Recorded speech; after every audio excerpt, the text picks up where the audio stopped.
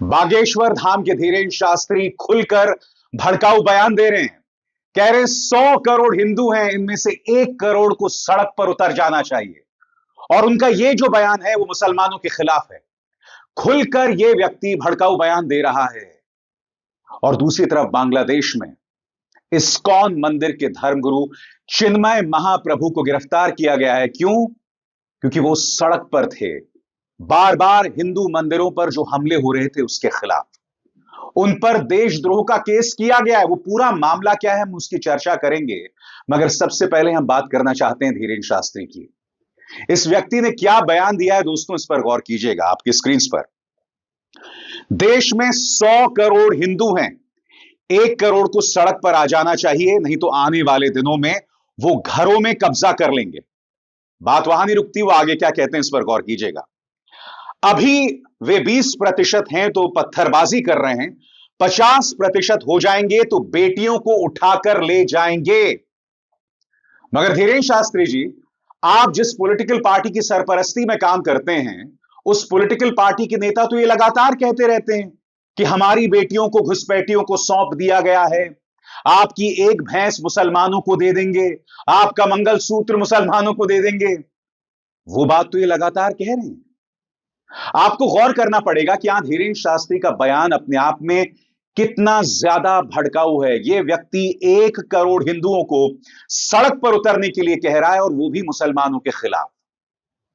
हां, आज हिंदुओं के पास नौकरियां नहीं है, इनमें से बड़ी तादाद में हिंदू युवा सड़क पर है, आंदोलन नहीं कर रहा है, उसके पास कुछ करने को नहीं है, मगर आप जैसे आध्यात्मिक धर्मगुरु उसे ब्रेन वॉश करते हैं।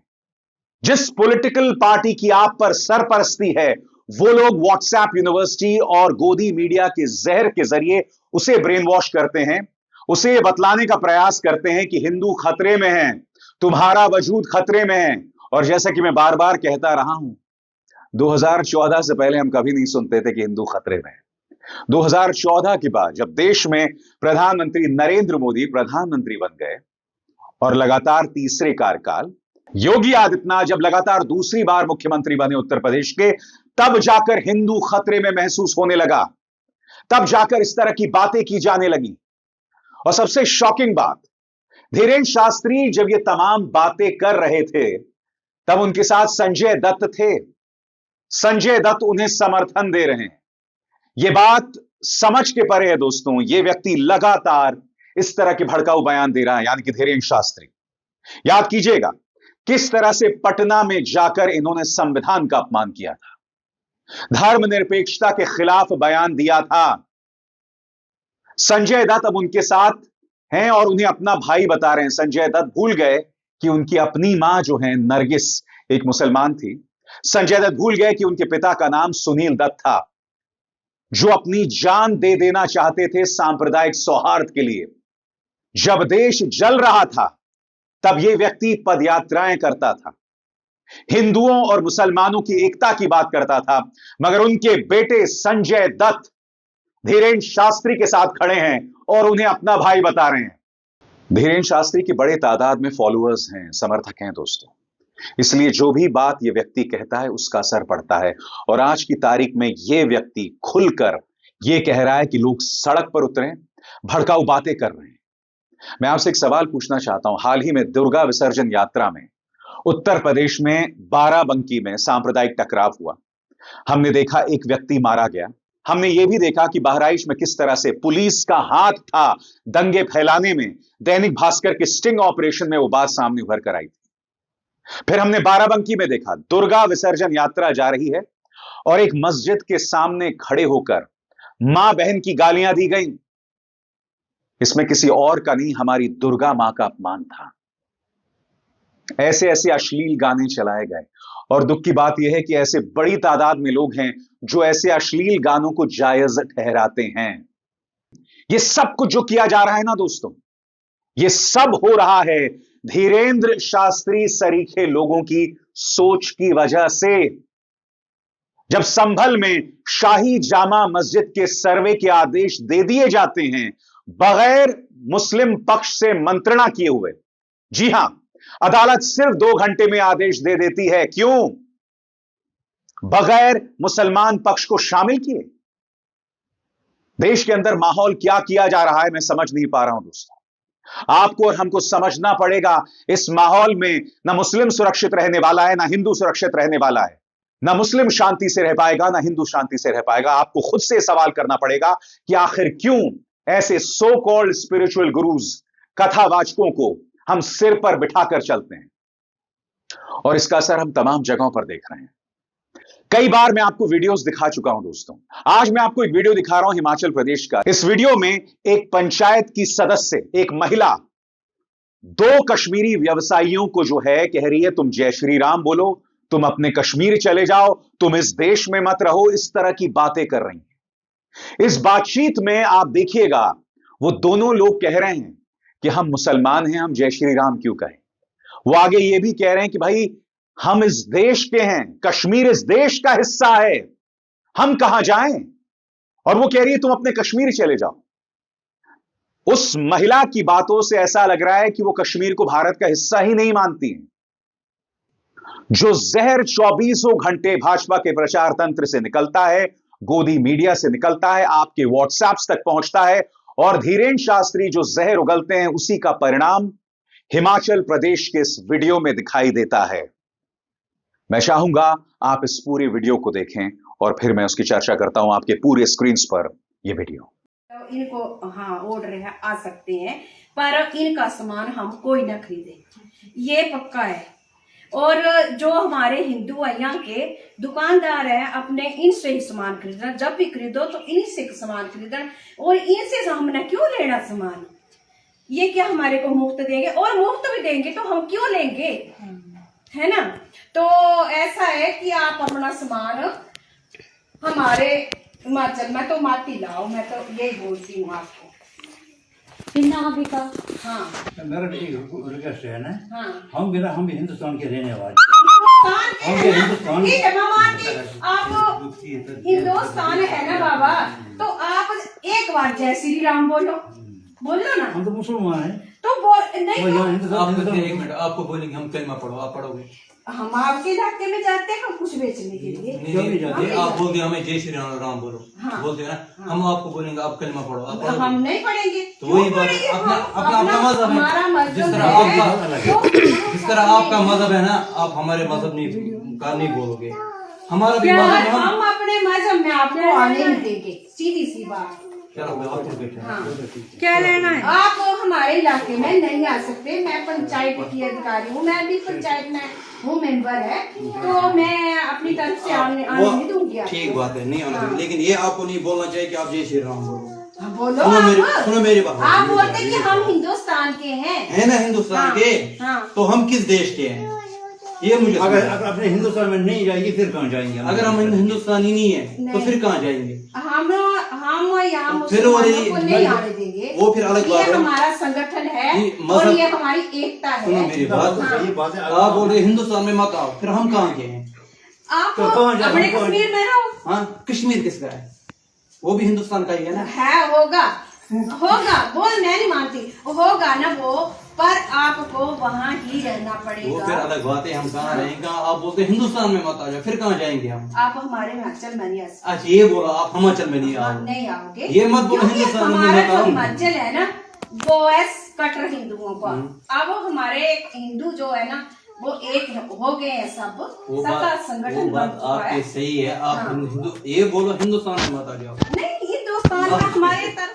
उसके बाद यह मामला पुलिस तक पहुंचा और मोहतरमा को माफी मांगनी पड़ी। देखिए किस तरह से माफी मांगी इन्होंने। ठीक है जी, मेरे घर में आप अपना नाम बताओ। मेरा नहीं ना आए हुए थे, तो मैंने क्या किया कि इनको बोला था कि हमारे घर में नहीं आना है आपने, क्योंकि हम डरते हैं, हम अकेली रहती होते तो हम डरते हैं कोई मर्द हमारे घर में आए, क्योंकि हम इनको जानते नहीं पहचानते नहीं है, तो हमें होता ही है। मैंने इनको बोल दिया था, जाने अनजाने में मेरे से कुछ गलती हुई होगी तो मैं उसके लिए हमारे धर्म के बारे में ना कोई बात नहीं, ये पता चला मैं इसके लिए हमारे धर्म के बारे में बोल हाँ, रहे हैं। मैं इसके लिए ही आपसे माफी मांगती हूँ, क्योंकि मैंने बोल अनजाने में बोल निकल गया था से मेरे हाँ, ये दो कश्मीरी शाल हाँ, पहनने वाले थे। हाँ जी, इधर भी हमारे धर्म का लीजिए। हाँ जी, आपने ये एक्सेप्ट कर लिया कि हमने गलती हाँ की जी, है। गलती की है। जी हाँ मैडम। यह हकीकत है देश की जनता की एक बहुत बड़ी तादाद की, जिनकी नसों में इस कदर जहर भरा जा चुका है कि आज की तारीख में वो कश्मीर को भारत का हिस्सा नहीं मान रही, कश्मीर की जनता का अपमान कर रही हैं। मैं फिर आपसे सवाल पूछना चाहता हूं दोस्तों, आपने सुना वो दो कश्मीरी कितनी खूबसूरती से अपनी बात रख रहे थे? आप खुद बताइए, वो वीडियो देखने के बाद असली भारतीय कौन है? वो महिला या फिर वो दो कश्मीरी ट्रेडर्स जो कह रहे थे हम हिंदुस्तान के हैं, कश्मीर हिंदुस्तान का है? उस औरत ने एक बार भी नहीं कहा कि कश्मीर भारत का अभिन्न अंग है। और मैं बार बार कहता रहता हूं कि न सिर्फ कश्मीर बल्कि कश्मीर के लोग भी भारत का अभिन्न अंग हैं, क्योंकि ये जो बयान है कश्मीर भारत का अभिन्न अंग है, ये बयान अधूरा है अगर हम कश्मीरी लोगों को अपना नहीं मानेंगे। आप खुद बताइए दोस्तों, एक जमीन का टुकड़ा है, उस जमीन के टुकड़े पर हमारे देश के लोग रहते हैं, अगर हम उन्हें अपना नहीं मानेंगे तो उस जमीन के टुकड़े के क्या मायने रह जाएंगे बताइए ना। जब उस जमीन के टुकड़े पर बसने वाले लोग खुश ना हो। मैं आपको बतलाना चाहता हूं, हाल ही के दिनों में मैं अपनी मां के साथ कश्मीर गया था। मेरी मां ने मुझसे कहा था, बेटे मुझे कश्मीर दिखा दे, मैं एक बार कश्मीर देखना चाहती हूं। 72 साल की है मेरी मां। मैं आपको बतला नहीं सकता हूं, कश्मीर में इतनी मोहब्बत मिली है मेरे परिवार को। मैं आपको यह भी बताना चाहता हूं दोस्तों, कश्मीर के अंदर लोग सामान्य जिंदगी बिताना चाहते हैं, मेहनत करके रोजी रोटी कमाना चाहते हैं। वो मिलिटेंट्स से तंग आ चुके हैं, ज्यादतियों से तंग आ चुके हैं। वो चाहते हैं हालात सामान्य हों। और जब इस तरह से ईमानदारी से कश्मीरी जो हैं वो हिमाचल जाते हैं, तब ऐसी महिलाएं उन पर इस तरह का ताना कसती हैं। इन महिलाओं को भी क्या ही दोष दिया जाए, इन्हें इस कदर ब्रेन वॉश किया जा चुका है धीरेन्द्र शास्त्री के जहर की वजह से कि नतीजा आपके सामने है। एक तरफ धीरेन्द्र शास्त्री का जहर, एक तरफ बाराबंकी की मस्जिद के सामने अश्लील गाने, एक तरफ मस्जिदों पर चढ़कर भगवा फहराना, अश्लील गाने चलाना, गाली गलौज करना, और दूसरी तरफ बांग्लादेश में इस्कॉन मंदिर के प्रमुख चिन्मय महाप्रभु को देशद्रोह में गिरफ्तार कर लिया गया है। और न सिर्फ गिरफ्तार किया गया है, उनकी गिरफ्तारी को चैलेंज करने वाली याचिका को भी खारिज कर दिया गया है। मैं आपको बतलाना चाहता हूं उन्हें गिरफ्तार क्यों किया गया है दोस्तों। दैनिक भास्कर, क्यों गिरफ्तार हुए चिन्मय प्रभु? 25 अक्टूबर को चटगांव के लाल दीघी मैदान में नातन जागरण मंच के 8 सूत्री मांगों को लेकर एक रैली की थी। इसे चिन्मय कृष्णदास ने भी संबोधित किया था। इस दौरान न्यू मार्केट चौक पर कुछ लोगों ने आजादी स्तंभ पर भगवा ध्वज फहराया था। इस ध्वज पर आमी सनातनी लिखा हुआ था। रैली के बाद 31 अक्टूबर को बेगम खालिदा जिया की बीएनपी पार्टी के नेता फिरोज खान ने चिन्मय कृष्णदास समेत 19 लोगों के खिलाफ चटगांव में राजद्रोह का केस दर्ज कराया था। उन पर राष्ट्रीय ध्वज का अपमान करने का आरोप है।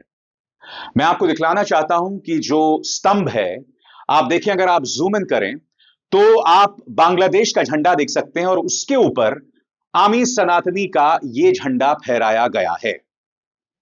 क्या यह बांग्लादेशी तिरंगे का अपमान है? आप खुद फैसला कीजिए दोस्तों। कल्पना कीजिए कि अगर भारतीय तिरंगे के ऊपर कुछ मुसलमान लोग हरा झंडा लगा दें, तो क्या उसे आप भारतीय तिरंगे का अपमान बताएंगे? इस सवाल का जवाब आप खुद दीजिए। मैं ये नहीं कह रहा हूं कि यहां पर बांग्लादेशी झंडे का अपमान हुआ है या नहीं हुआ है, मगर आप खुद को उस जगह पर रखिए। हर बार जब आप बलात्कारियों को जायज ठहराते हैं, तो आप जो पीड़ित है ना, उस पीड़ित की जगह खुद को रखिए या अपने परिवार के सदस्यों को रखिए। तब आप समझ जाएंगे कि जो बलात्कारी भारतीय जनता पार्टी से जुड़े हुए हैं वो सही हैं या गलत हैं। बहरहाल मैं बात चिन्मय दास की कर रहा हूं दोस्तों। उन्हें गिरफ्तार कर लिया गया है और उनका यह गुनाह है। मगर मुद्दा क्या है, मैं आपको बताता हूं। चिन्मय दास जो हैं इस बात को लेकर प्रदर्शन कर रहे थे कि पिछले कुछ दिनों से लगातार हिंदू मंदिरों पर हमला हो रहा है। अभी कल ही यानी मंगलवार को भी एक बार फिर हिंदू मंदिरों पर हमला हुआ, उसकी मैं चर्चा करूंगा। उनकी मांग बहुत गंभीर थी। यहां पर किसी अति उत्साही ने बांग्लादेश के झंडे के ऊपर सनातनी झंडा लगा दिया होगा, मगर जो मांग चिन्मयी दास कर रहे हैं उसे नजरअंदाज नहीं किया जा सकता। मैं आपको बतलाना चाहता हूं पिछले कुछ सालों में किस तरह से अलग अलग जगहों पर बांग्लादेश में हिंदू मंदिरों पर हमला हुआ है, एक एक करके आपके स्क्रीन पर। 2009 इस्कॉन मंदिर चटगांव द्वारा संचालित एक अनाथालय पर हमला। 2015 इस्कॉन मंदिर दिनाजपुर पर आतंकियों का हमला, 2 लोग घायल हुए। 2016 सिलहट में इस्कॉन मंदिर पर कट्टरपंथियों के हमले में 10 लोग घायल। 2018 इस्कॉन ढाका द्वारा आयोजित रथ यात्रा पर हमले में 6 श्रद्धालु घायल। 2020 आतंकियों की इस्कॉन मंदिर ढाका पर हमले की योजना को पुलिस ने नाकाम किया। 2021 दुर्गा नवमी पर नोआखली में इस्कॉन मंदिर पर हमला, 2 श्रद्धालुओं की मौत। 2022 17 मार्च को ढाका स्थित इस्कॉन मंदिर में कट्टरपंथियों पर का हमला, 3 श्रद्धालु घायल। इसका मतलब क्या हुआ दोस्तों? इसका मतलब यह हुआ कि जब शेख हसीना प्रधानमंत्री थी तब भी हिंदू मंदिरों पर हमले हो रहे थे। जब चिन्मय दास को जेल में डाल दिया जाता है तो कई लोग प्रदर्शन कर रहे थे। उस प्रदर्शन के दौरान देखिए किस तरह से लोग घायल हैं। पहली तस्वीर आप देखिए किस तरह से यह व्यक्ति जो है उसके माथे से खून निकल रहा है और उसे कोई कॉटन लगा रहा है। यहां एक व्यक्ति को आप देख सकते हैं उसके कान से खून बह रहा है। इस तस्वीर में देखिए एक व्यक्ति जमीन पर पड़ा हुआ है। यह हालत प्रदर्शनकारियों की है। ये लोग बांग्लादेश में अपने धर्म को बचाने के लिए संघर्ष कर रहे हैं। मैं आपको बतलाना चाहता हूं चिन्मय दास का क्या बयान था आपकी स्क्रीन पर। हम इस देश के लोग हैं, इस देश का हिस्सा हैं। हम इस देश के कानून के मुताबिक काम करते रहेंगे। आप सभी को ऐसी कोशिश करनी चाहिए कि कोई अराजक माहौल न बने। लेकिन हमारी 8 सूत्री मांगे हमारी बुनियादी मांग है। हमने इसे लेकर आंदोलन जारी रखा है और आगे भी जारी रखेंगे। चिन्मय दास को जो गिरफ्तार किया गया है, भारत में इसकी जबरदस्त प्रतिक्रिया हुई है। जबरदस्त प्रतिक्रिया हुई है। भारतीय विदेश मंत्रालय का बयान आपकी स्क्रीन पर। बांग्लादेश में इस्कॉन के धर्मगुरु चिन्मय कृष्ण दास की गिरफ्तारी पर भारत ने नाराजगी जाहिर की है। भारत के विदेश मंत्रालय ने मंगलवार को जारी बयान में कहा कि चिन्मय कृष्ण दास की गिरफ्तारी से हम चिंतित हैं। विदेश मंत्रालय ने कहा यह दुर्भाग्यपूर्ण है कि अपराधी खुलेआम घूम रहे हैं, लेकिन शांतिपूर्ण सभाओं के जरिए सही मांगी करने वाले धार्मिक नेताओं के खिलाफ मुकदमे चल रहे हैं। चिन्मय कृष्ण दास ने हिंसा नहीं की दोस्तों, वो शांतिपूर्ण ढंग से अपनी बात कर रहे थे। हकीकत यह है कि वो जो भगवा झंडा फहराया गया बांग्लादेशी झंडे के ऊपर, यह काम उन्होंने खुद ने नहीं किया, किसी और ने किया होगा, मगर उन्हें देशद्रोह में बांग्लादेश ने जेल में डाल दिया है। अब मैं आपको बतलाना चाहता हूं कि बांग्लादेश के अंदर क्या क्या हो रहा है और क्या क्या मुद्दे भारत ने उठाए हैं, एक एक करके आपके स्क्रीन पर। भारत का कहना है कि बांग्लादेश में अल्पसंख्यकों के घरों और दुकानों में आगजनी और लूटपाट, देवताओं, मंदिरों को अपवित्र करने के कई मामले दर्ज हैं। हम दास की गिरफ्तारी के खिलाफ शांतिपूर्ण तरीके से विरोध कर रहे माइनॉरिटीज पर हमले पर भी चिंता व्यक्त करते हैं। बांग्लादेश के अधिकारी हिंदुओं और सभी अल्पसंख्यकों की सुरक्षा करें, उन्हें अभिव्यक्ति की आजादी का अधिकार मिले। मैं आपसे एक सवाल पूछना चाहता हूं, किसी भी देश में माइनॉरिटीज को अभिव्यक्ति की आजादी मिलनी चाहिए या नहीं मिलनी चाहिए?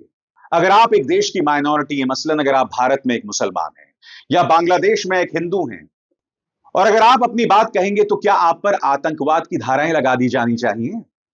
आप पर यूएपीए लगा दिया जाना चाहिए? यह सवाल हमें खुद से पूछना चाहिए।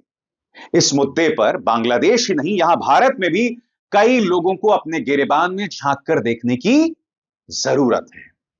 और मैं आपको बतलाना चाहता हूं, कल ही मंगलवार को मंदिरों पर हमला हुआ है बांग्लादेश के अंदर, आपकी स्क्रीन पर। इस्लामिक कट्टरपंथियों का मंदिरों पर हमला, दलितों के घर जलाए। इस्लामिक कट्टरपंथियों ने मंगलवार दोपहर चटगांव के लोकनाथ मंदिर पर हमला किया।